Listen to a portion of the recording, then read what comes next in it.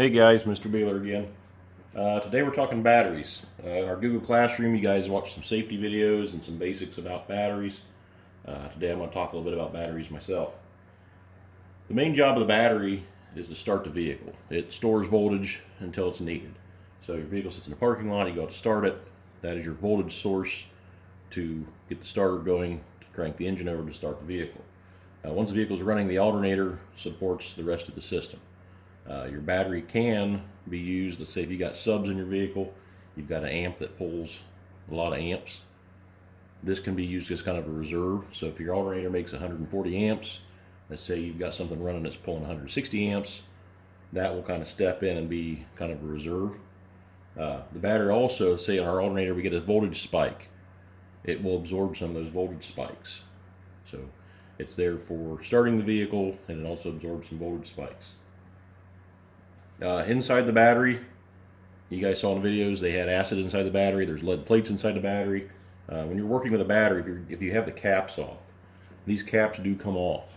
If you want to look inside and see if we have enough water and electrolyte. If you have a cap off and it needs topped off, top it off with clean water. Don't use well water, don't use mineral water. Stuff inside the water is bad for the battery.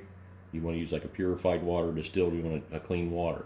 When those caps are off, you want some kind of face protection. Usually a face shield is best.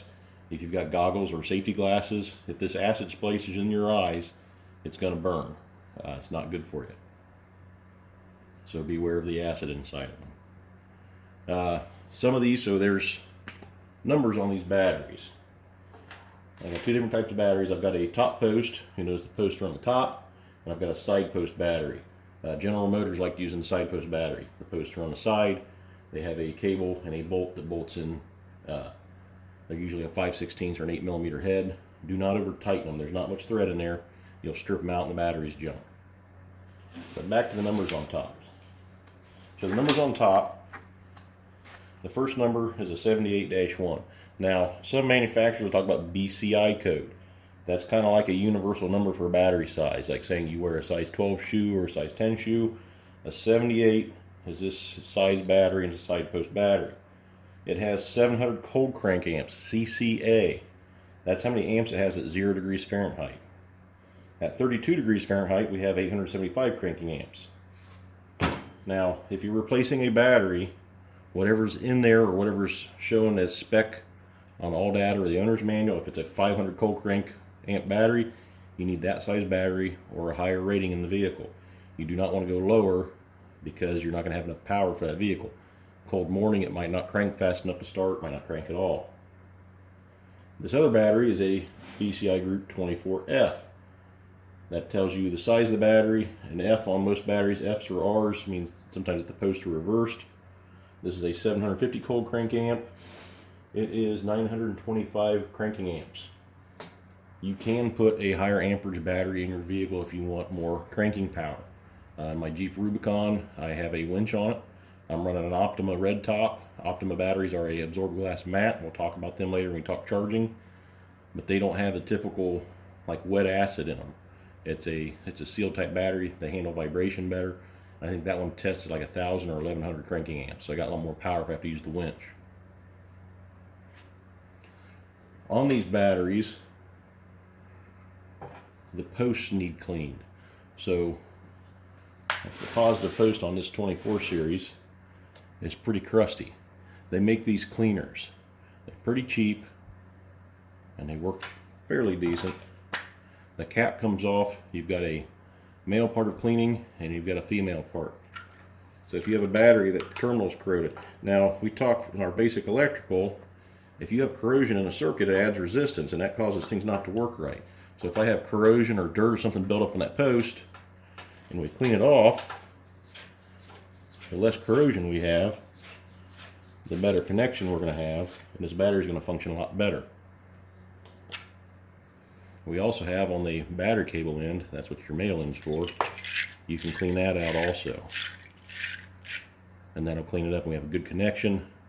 We don't lose any volts at that connection due to corrosion. A lot of times that gets overlooked.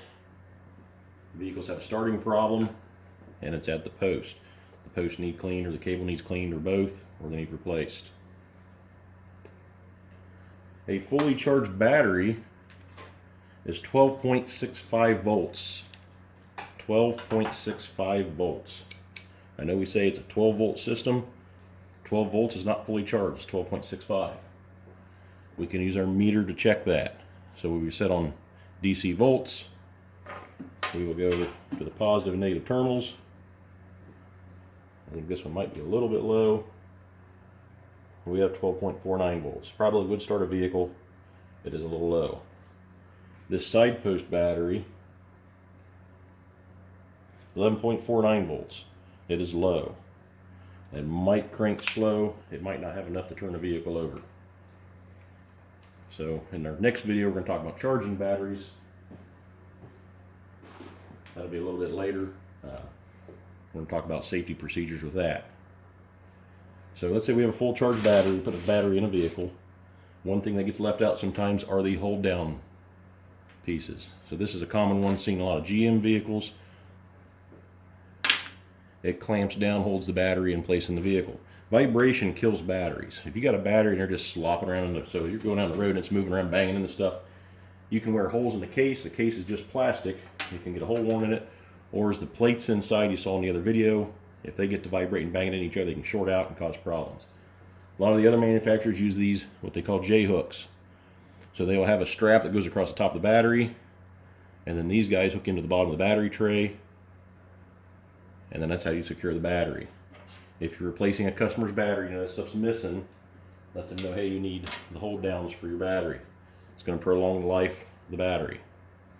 Another thing that's hard on batteries is heat. Excessive heat can damage a battery. A discharged battery, so discharged means we have no volts, all the volts are gone. That battery can freeze when it gets cold enough. So you have to be aware of, if you got a vehicle that's dead, you have the battery, if you go up to them, push on the sides or tap on them really, really hard, or the battery's puffed out, that battery is frozen. You want to thaw it out before you try charging or jump starting it. You can blow a battery up that way. If you're testing or charging a side post battery, they make these little adapters. Makes it a lot easier to get on there. These little guys screw in there, and you put your charging clamps or your testing clamps on to test that battery. A lot of different companies make different testers. This is one of the ones from the school.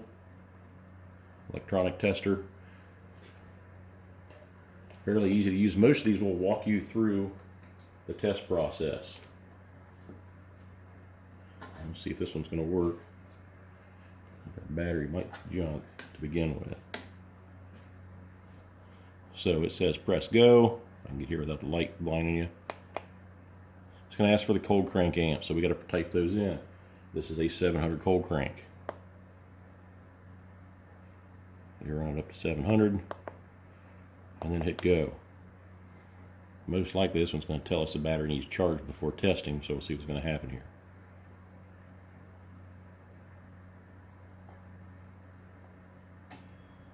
We have some other testers at school that show the amperage output, how much amperage the battery's capable of. We have a carbon load tester. See, that one's showing 0% charge. I'm pretty sure that battery was junk. I don't know why I've got hung on to still. Carbon load testers actually put a load on the battery. It's like a big electric heater. We're going to test this top post battery. He was 750 cold cranks. But the carbon load tester puts heat off. It actually puts a load on the battery. These little electric ones aren't as hard on them.